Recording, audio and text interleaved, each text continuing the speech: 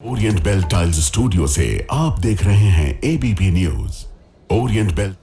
नमस्कार, आप देख रहे हैं एबीपी न्यूज। आपके साथ मैं हूं चंदन सिंह। बिहार के भागलपुर में तेजस्वी यादव की जनसभा में उस वक्त अफरा तफरी मच गई जब बेकाबू भीड़ हेलीपैड तक पहुंच गई, जिसके बाद पुलिस को लाठीचार्ज करना पड़ा। पुलिस के बल प्रयोग करते ही वहां पर भगदड़ मच गई। ये पूरा मामला कल का है, जिसका वीडियो आज सामने आया है। जानकारी के मुताबिक नौगछिया के कचहरी मैदान में कल तेजस्वी यादव की जनसभा थी। जैसे ही तेजस्वी का हेलीकॉप्टर उतरा तो लोग दौड़ पड़े। सैकड़ों समर्थक बैरिकेडिंग तोड़कर हेलीपैड पर पहुंच गए, जिसके बाद पुलिस को हालात काबू करने के लिए हल्का बल प्रयोग करना पड़ा। भीड़ बेकाबू है, बैरिकेडिंग को तोड़ दिया है, लोग हेलीकॉप्टर तक पहुंच गए हैं। पुलिस वाले उनको रोकने की कोशिश कर रहे हैं, लेकिन वो मानने को तैयार नहीं। घटना शुक्रवार की है, लेकिन इसका वीडियो आज सामने आया। तेजस्वी यादव यहां पर महागठबंधन के गोपालपुर विधानसभा प्रत्याशी के समर्थन में जनसभा करने पहुंचे थे।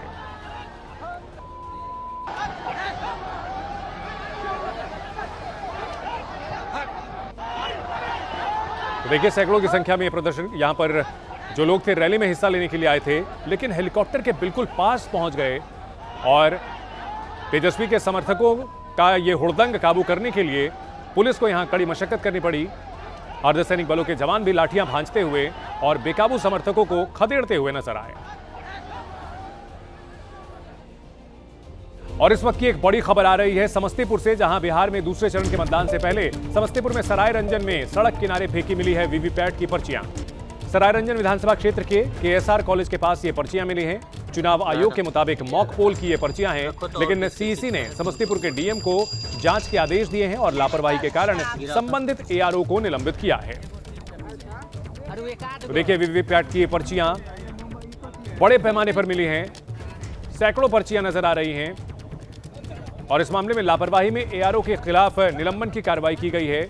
लेकिन इससे निश्चित तौर पर एक नया विवाद खड़ा होगा। चुनाव आयोग की ओर से कहा जा रहा है कि मॉक पोल यानी जो ट्रायल लिया जाता है, ये उसकी पर्चियां हैं, लेकिन इतनी बड़ी संख्या में ये पर्चियां हैरानी करती हैं और हैरान करने के साथ साथ कई सवाल भी खड़े करती हैं।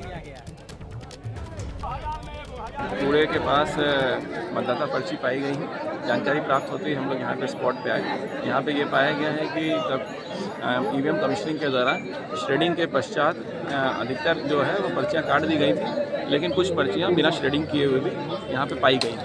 ये इसमें जांच की जा रही है कि हर पर्ची पे ईवीएम का मशीन नंबर रहता है, उसके हिसाब से जांच करते हुए इसमें प्राथमिकी दर्ज की जाएगी कि जिनकी भी ये लापरवाही है उनके खिलाफ इसमें ये स्पष्ट करना है कि ये कोई चुनाव के दिन की नहीं, बल्कि कमीशनिंग के दौरान जो पर्चियाँ हैं वही पाई गई। यहाँ पर जो प्रत्याशी हैं वो भी आए हुए हैं और वो भी इस चीज़ से कन्विंस्ड हैं कि इसमें ये कमीशनिंग के दौरान की ही पर्चियाँ हैं जिसमें कि ये लापरवाही हुई है।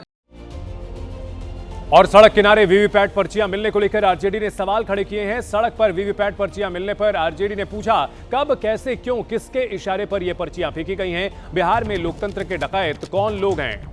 तो वीवीपैट पर्चियां मिलने के बाद अब आरजेडी हमलावर है, हमला बोल रही है और कहीं ना कहीं चुनाव आयोग जिसके ऊपर हमलावर है महागठबंधन, एक बार फिर से सवालों के घेरे में। बिहार में लोकतंत्र के डकैत कौन है? आरजेडी ने ये सवाल खड़े किए हैं। वीवीपैट पर्चियां मिली हैं, हजारों की संख्या में ये पर्चियां पड़ी हुई मिली हैं। चुनाव आयोग की ओर से कहा गया कि ये मॉक पोल की हैं।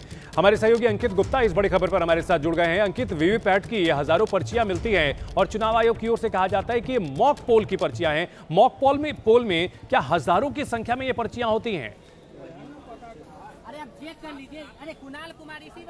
जी, फिलहाल अभी चुनाव आयोग की तरफ से जो आधिकारिक जानकारी आई है उसमें यही बताया गया है कि वीवीपैट की ये जो पर्चियां हैं मॉक पोल की है, लेकिन जो क्या एक मशीन की है, 2 मशीन की है, 10 मशीन की है, 50 मशीन की, अभी जो उस बारे में आधिकारिक तौर पर कोई जानकारी नहीं आई है। लेकिन इतना जरूर बताया गया है, जो भी हम अपने दर्शकों को जानकारी भी दे रहे थे, कि इस मामले में लापरवाही बरतने के आरोप में जो संबंधित एआरओ है, यानी कि जो एडिशनल रिटर्निंग ऑफिसर है, उसके खिलाफ जो है कार्रवाई की गई है और एफआईआर भी दर्ज की जा रही है। क्योंकि अभी जब हमने चुनाव आयोग से उनका पक्ष जानना चाहा है तो बताया ये गया है कि अमूमन होता यह है कि जब भी जो मॉक पोल होता है तो उनकी पर्चियों को एक नियमानुसार नष्ट किया जाता है, लेकिन ऐसा प्रतीत होता है कि इस मामले में ऐसा नहीं किया गया। तो क्यों नहीं किया गया, उसकी वजह क्या रही है और कौन कौन लोग दोषी हैं, जिस तरीके से ये पूरा मामला सामने आया है। इतना ही नहीं, एक और जानकारी आई है कि मुख्य चुनाव आयुक्त ने निर्देश दिया है स्थानीय डीएम को कि वो जो मौका है, वारदात है या ये जो पूरा घटनास्थल है, वहां पर जाएं और वहां पर जाकर के जो पड़ताल करें इसके साथ ही में ये भी कहा है कि जो तमाम राजनीतिक दल हैं और जो उनके प्रत्याशी हैं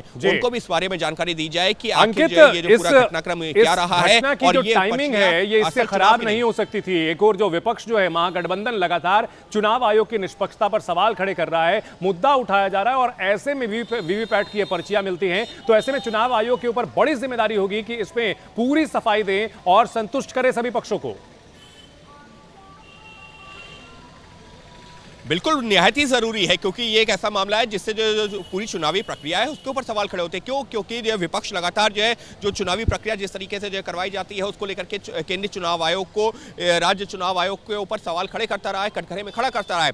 ऐसे में अगर ये मान भी लिया जाए, हालांकि ये जांच पुलिस करेगी, पुलिस को बताना होगा कि क्या तथ्य है, लेकिन अगर ये मान भी लिया जाए कि मॉक पोल की जो पर्चियां हैं और उनको नष्ट नहीं किया गया, गलत तरीके से इस तरीके से छोड़ दिया गया, लेकिन तब भी सवाल तो है ना, क्योंकि है अगर ये पर्चियां आई कहां से, नष्ट होना चाहिए था तो उनको क्यों नहीं किया गया और क्या ये वाकई में मॉक पोल की हैं, ये तो जांच का जो विषय होगा। लेकिन एक राजनीतिक मुद्दा तो जरूर बन गया और ये जो चुनावी प्रक्रिया चल रही है उसके ऊपर जो विपक्ष तभी हमलावर भी है ये कहते हुए कि देखिए ये किस तरीके से हो रहा है यहाँ पर बिहार में चुनाव।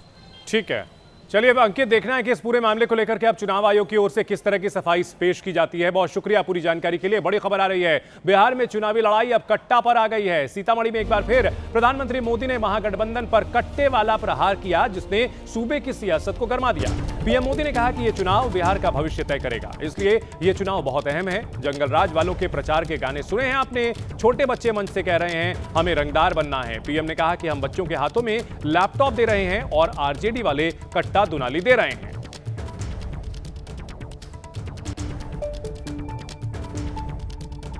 जो माहौल देख रहे हैं दिल को छूने वाला है, दिल को छूने वाला है।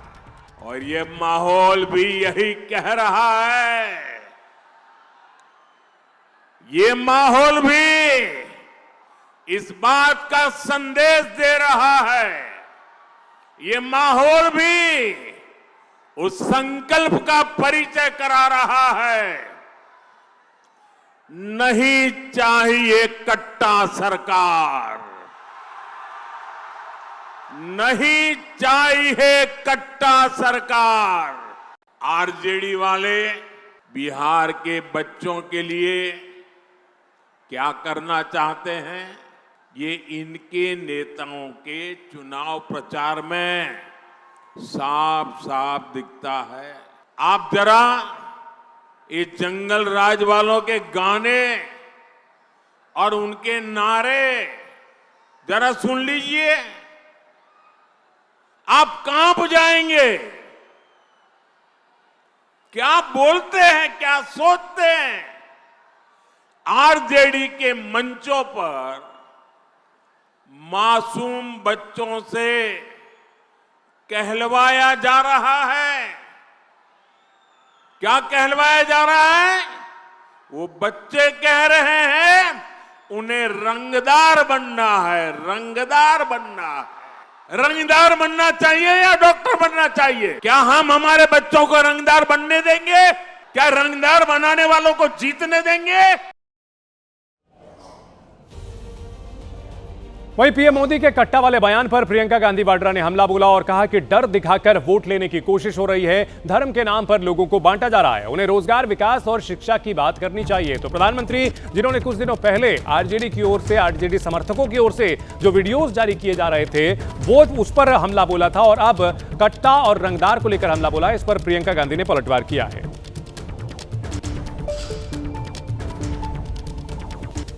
राजनीतिक मंचों पर बड़े बड़े नेता, मोदी जी जैसे नेता क्या कर रहे हैं? आपने भाषा सुनी है उनकी आजकल? क्या भाषा शैली है? हमारे देश के प्रधानमंत्री हैं, क्या भाषा शैली है उनकी? कहीं कट्टा, अपहरण, हत्या, इस ऐसी बातें, क्या मतलब है? क्या मतलब है इन बातों का? अपने पद की गरिमा भी नहीं रख रहे हैं। हमारे देश के प्रधानमंत्री आज ऐसी बातें आपके सामने करने लग गए हैं। इनकी पूरी राजनीति जनता को बांटने में रही है।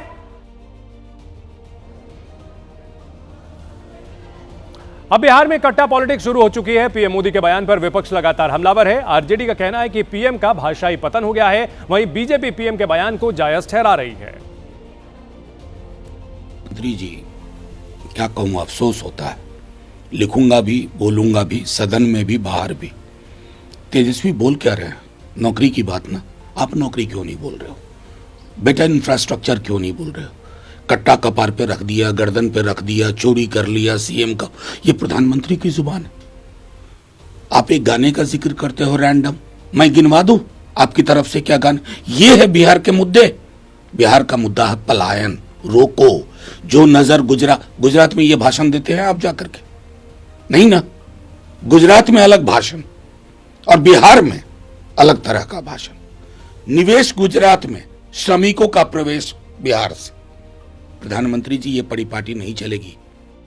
कोई गलत नहीं कहा है, हमें तो दिख रहा है। वो हमारे बड़े नेता हैं इसलिए इस पर कोई टिप्पणी नहीं, लेकिन मुझे तो 2010 से ज्यादा स्ट्राइक रेट दिख रहा है। तो पीएम के कट्टा वाले बयान पर कांग्रेस का पारा हाई है। कांग्रेस के पवन खेड़ा ने कट्टा वाले बयान पर एनडीए को घेरा और चुटकी लेते हुए पलटवार किया। हमें 121 में से 72 सीटों पर स्पष्ट बहुमत मिल रहा है, जीत रहे हैं। तो हम तो कह रहे हैं नीतीश बाबू को, कट्टा ले जाइए कहीं से, लगाइए इनकी कनपट्टी पर, अपने आप को घोषित करवाइए मुख्यमंत्री। तो पीएम के कट्टा वाले बयान को लेकर के पूरा विपक्ष लगातार हमलावर है और कहीं भाषा का सवाल खड़ा किया जा रहा है, कहीं मुद्दों को भरमाने का आरोप लगाया जा रहा है। लेकिन पिछले कुछ दिनों से जिस तरह से आरजेडी के समर्थकों की ओर से वीडियो सामने आ रहे थे और तमाम बातें सामने आ रही थी, इन सब के बीच पीएम को मौका मिला और यहां ये मुद्दा जो बना हुआ है वो जंगल राज का बना हुआ है और लालू राबड़ी के शासनकाल की याद दिलाई जा रही है। उधर बिहार में वोट चोरी के आरोप पर प्रियंका ने हुंकार भरी है और कटिहार के कदवा में प्रियंका गांधी का बड़ा बयान, सीईसी रिटायर होकर आराम से जिए तो अच्छा नहीं। वोट चोरी करने वाले 3 नाम कभी मत भूलना, ज्ञानेश, विवेक जोशी और एसएस संधू को मत भूलना। पीएम मोदी और गृह मंत्री अमित शाह पर भी प्रियंका गांधी ने हमला बोला।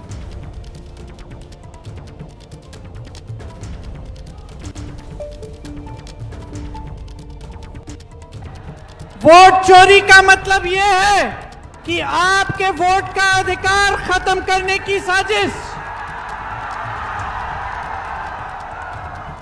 कौन है वोट चोर? जोर से बोलो, कौन है वोट चोर? नाम लो उनका, नाम लो उनका। उनके साथ 3 और लोग हैं। सबसे पहला ज्ञानेश कुमार, बोलो मेरे साथ, ज्ञानेश कुमार। मेरे साथ बोलो, विवेक जोशी, एसएस संधू। ये 3 लोग हमारे चुनाव आयोग के सबसे बड़े अधिकारी हैं। और चौथे हमारे प्रधानमंत्री नरेंद्र मोदी जी, 5वें उनके गृह मंत्री अमित शाह जी। और इनको इतनी शर्म नहीं है कि इस देश ने उनको दायित्व दिया है, उनको जिम्मेदारी दी है कि हमारे लोकतंत्र की रक्षा करें, हमारे वोट की रक्षा करें, लेकिन इनको शर्म नहीं है। वहीं कांग्रेस के वोट चोरी वाले आरोपों पर अब बीजेपी आलाकमान ने भी मोर्चा संभाल लिया। रक्षा मंत्री राजनाथ सिंह ने पलटवार करते हुए कहा कि राहुल ने लिखित में अब तक चुनाव आयोग से शिकायत क्यों नहीं की। इसके अलावा राजनाथ ने राहुल पर झूठ बोलने के आरोप भी लगाए। यदि राहुल जी को लगता है कि बिहार के लोगों की वोट की चोरी हो गई है, इसकी वह लिखित शिकायत चुनाव आयोग को क्यों नहीं करते? और मैं उनसे यह भी पूछना चाहता हूं, क्या सच बोलकर राजनीति नहीं की जा सकती? क्या राजनीति करने के लिए अथवा राजनीतिक कामयाबी हासिल करने के लिए झूठ बोलना आवश्यक है? इन मुद्दों के आधार पर जनता से अपील नहीं कर रहे हैं, जनता से झूठ बोल रहे हैं, जनता को गुमराह करने की कोशिश कर रहे हैं। बराबर इस समय सबसे बड़े सामाजिक न्याय के पुरोधा वह बन गए हैं। कहते हैं हर जाति को उसका हक प्राप्त होना चाहिए। नेता विरोधी दल जब बनने का सवाल आया तब आपको कोई पिछड़ा वर्ग का नहीं दिखाई दिया, आपको कोई आदिवासी नहीं दिखाई दिया, आपको कोई मुसलमान नहीं दिखाई दिया, आपको कोई अनुसूचित वर्ग नहीं दिखाई दिया, स्वयं नेता विरोधी दल बनकर बैठ गए। बिहार चुनाव में दिग्गजों का प्रचार लगातार जारी है और कांग्रेस नेता प्रियंका गांधी वाड्रा से बात की है हमारे सहयोगी अंकित गुप्ता ने। आपको सुनाते हैं। चुनाव प्रचार का खत्म होने वाला है। इस सबके बीच में प्रियंका गांधी पहुंची है पूर्णिया में चुनाव प्रचार के लिए। प्रियंका मैम, आखिरी कुछ घंटे बचे हैं, सबके बीच में प्रधानमंत्री जी कह रहे हैं, जंगल राज की बात कर रहे हैं कि जंगल राज को नहीं भूलना चाहिए। प्रधानमंत्री जी को विकास की बात करनी चाहिए। कितने रोजगार दिए उन्होंने पिछले 10 सालों में, जब से इनकी एनडीए की सरकार रही है यहाँ?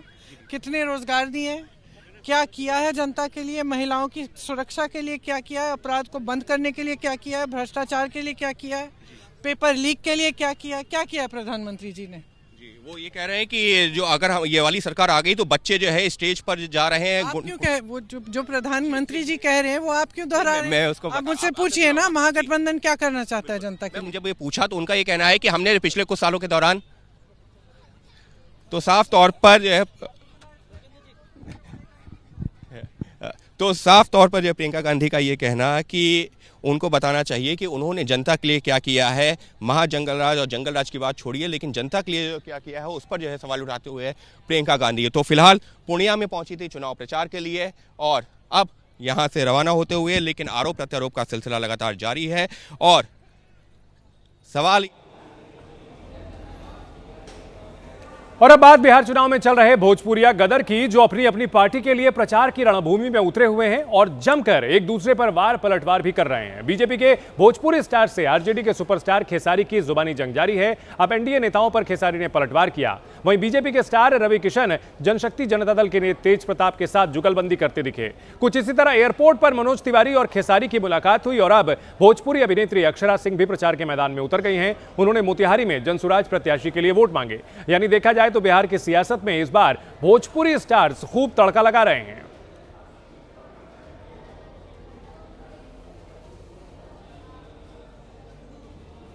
बिहार के चुनाव में इस बार भोजपुरी स्टार्स के बीच सियासी भिड़ंत भी देखी जा रही है। छपरा से खेसारी लाल को आरजेडी प्रत्याशी बनाए जाने के बाद जुबानी जंग देखने को मिली। पहले खेसारी और रवि किशन के बीच वार पलटवार हुए और अब पवन सिंह और खेसारी आमने सामने हैं। खेसारी ने कहा कि एनडीए नेताओं को पागल घोषित कर देंगे, वहीं पवन सिंह ने नीचता वाली नसीहत देते हुए पलटवार किया। बात बताए, मैं गरीब का बेटा हूं, मेरे पास औकात नहीं थी कि मैं ग्रेजुएशन कर सकूं। वो अमीर के बेटा थे, वो तो पीएचडी भी कर सकते हैं। मैं गरीब से पैदा हुआ हूं और मैं आप सबको बता दूं ना कि एनडीए के सारे नेताओं को मैं 4 दिन के अंदर पागल घोषित कर दूंगा। इनका भाषा नहीं देख रहे हैं, रेत तो कार पे आ गए हैं खेसारी को बोलने के लिए। मैं इनको रेतोकार नहीं करूंगा क्योंकि मैं संस्कारिक बेटा हूँ और संस्कारिक माँ बाप का बेटा हूँ, तो मेरे अंदर कभी सलीलता ऐसी नहीं होगी। बस की बात है, ये हो पाएगा, बोलना से होई। देखा एगो क्या बोलो यार,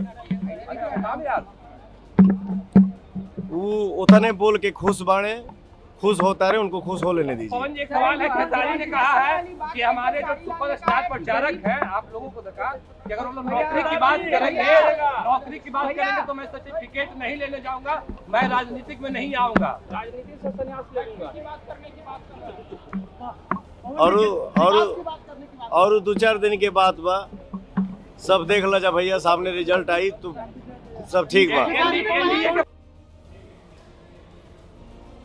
तो कहने को बीजेपी और आरजेडी के लिए भोजपुरी जो सुपरस्टार्स उतरे हैं वो एक दूसरे के खिलाफ प्रहार करते हैं, आरोप प्रत्यारोप का सिलसिला चलता है। लेकिन आज जैसे ही एयरपोर्ट पर ऐसे ही 2 सुपरस्टार सामने आए तो खिलखिलाते हुए मुलाकात की। छपरा से आरजेडी के प्रत्याशी और अपने बयानों के चलते लाइमलाइट में आने वाले खेसारी ने मनोज तिवारी के पैर छूकर आशीर्वाद दिया। वहीं मनोज तिवारी भी खेसारी को दुलारते हुए दिख रहे हैं।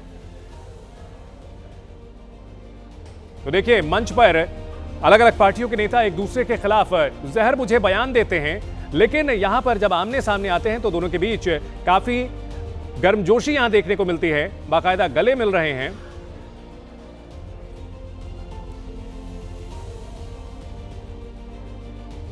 वहीं भोजपुरी फिल्म अभिनेत्री अक्षरा सिंह ने मोतिहारी में जनसुराज प्रत्याशी अजय झा के समर्थन में रोड शो किया और वोट मांगे। अक्षरा जैसे ही रैली में पहुंची, युवाओं की भीड़ ने उन्हें घेर लिया। अक्षरा सिंह ने कहा कि मतदाता अब जागरूक हो चुके हैं।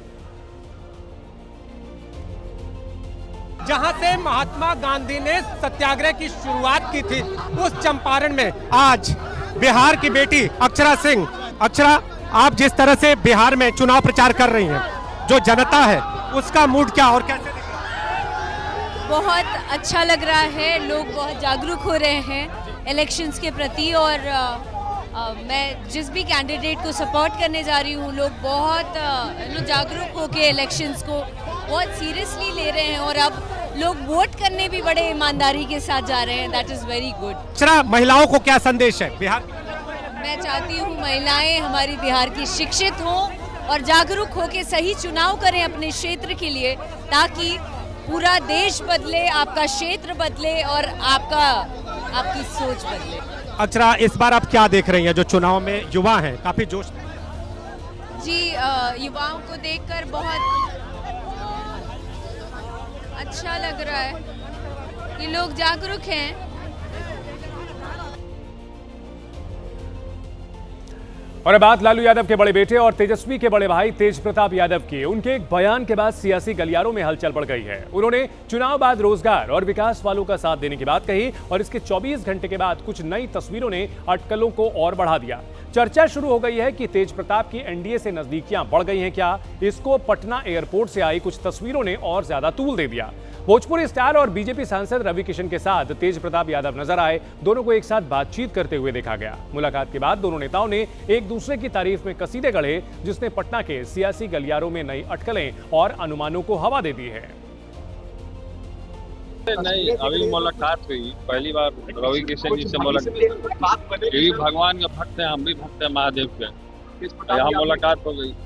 जो हम तो कह ही हैं शुरू से, जो बेरोजगारी मिटाएगा, जो रोजगार देगा, हम उसके साथ रहेंगे। इनके हृदय, जितना हम इनको देख रहे थे, जानते हैं, इनके हृदय को सब लोग बहुत प्रेम कर रहा था। जौन मतलब यहाँ है वहाँ, मतलब एक होता ना, एक यहाँ दिल और दिल दिमाग से मुंह पे वायर नहीं आ रहा, सीधे दिल से इनकर मुंह पे पड़ता। तो दिल वाले इंसान है और भोलेनाथ के भक्त हैं, और जिसका लक्ष्य सेवा है और निस्वार्थ सेवा है, बगैर कोनो पर्सनल एजेंडा के, उसके लिए भाजपा तो सदैव अपना पूरा सीना खोल के रखती है। और ये बात किसी से छिपी नहीं।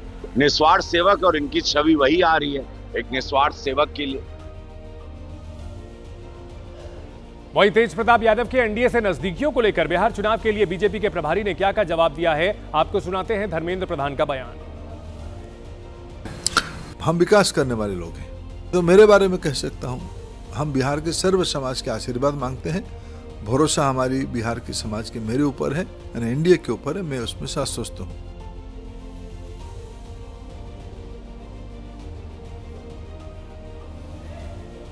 तो बिहार में तेज प्रताप यादव की सियासी चाल को देखते हुए राजनीतिक हलचल बढ़ गई है। समाजवादी पार्टी का दावा है कि वो कभी भी आरएसएस को समर्थन नहीं देंगे, बीजेपी को कभी आगे बढ़ने नहीं देंगे। देखो, एक बात तो तेज प्रताप जी के बारे में सभी कहेंगे कि वो बहुत ही रेडिकल सोशलिस्ट नेता हैं। उनकी जो परवरिश है, उनके वालिद मोहतरम आदरणीय लालू जी कर्पूरी ठाकुर और मंडल की विरासत के नेता है। तो हमें ये तो मालूम है कि बीजेपी आरएसएस को कभी समर्थन नहीं करेंगे। अब थोड़ा ये है कि घर में प्यार मोहब्बत में कुछ डिफरेंसेस, विचारधारा में कुछ डिफरेंसेस पैदा होते हैं, वो उस नाराज़गी में कोई बात कह रहे हैं तो वो अलग है। बट समाजवादी पार्टी को पूरा इस नौजवान पे भरोसा है कि वो कभी भी बीजेपी आरएसएस को बढ़ने नहीं देंगे। बड़ी खबर आ रही है बिहार से, जहां दूसरे चरण के लिए सीमांचल में सियासी पारा हाई है। एआईएमआईएम के अध्यक्ष असदुद्दीन ओवैसी ने कांग्रेस के ऊपर हमला बोला तो कांग्रेस की ओर से पलटवार किया गया है। इमरान प्रतापगढ़ी ने ओवैसी को बरसाती मेहमान कहा, वो पैसा खाकर अपने हेलीकॉप्टर में तेल डलवाते हैं, इमरान प्रतापगढ़ी ने हमला बोला है। दरअसल इमरान प्रतापगढ़ी किशनगंज के ठाकुरगंज में महागठबंधन प्रत्याशी के लिए जनसभा करने पहुंचे थे, जहां उन्होंने सऊद आलम के लिए वोट मांगे और ओवैसी पर हमले किए।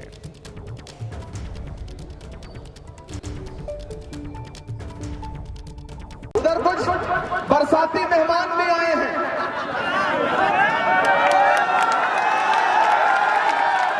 पूरे बिहार में सीमांचल में घूम करके कह रहे हैं कि जो हमें वोट नहीं देगा वो फिरौन होगा।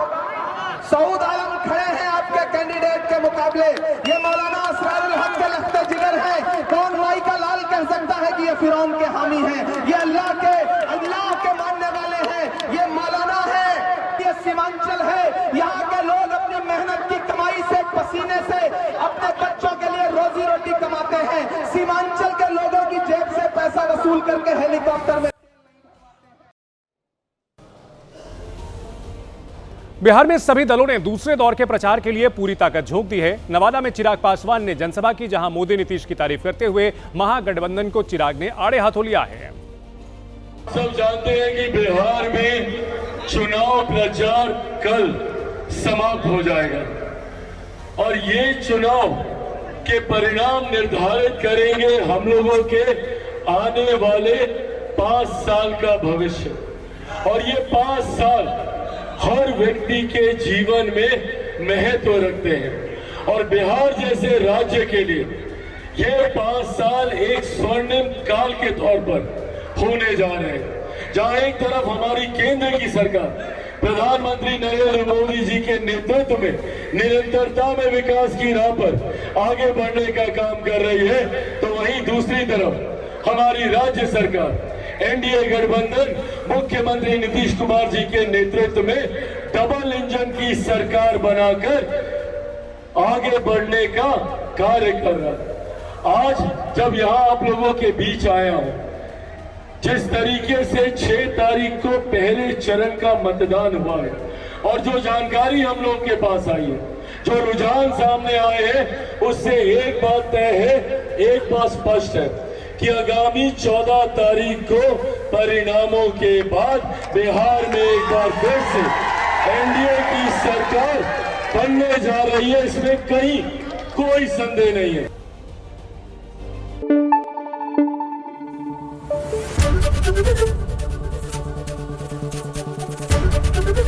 एबीपी न्यूज आपको रखे आगे।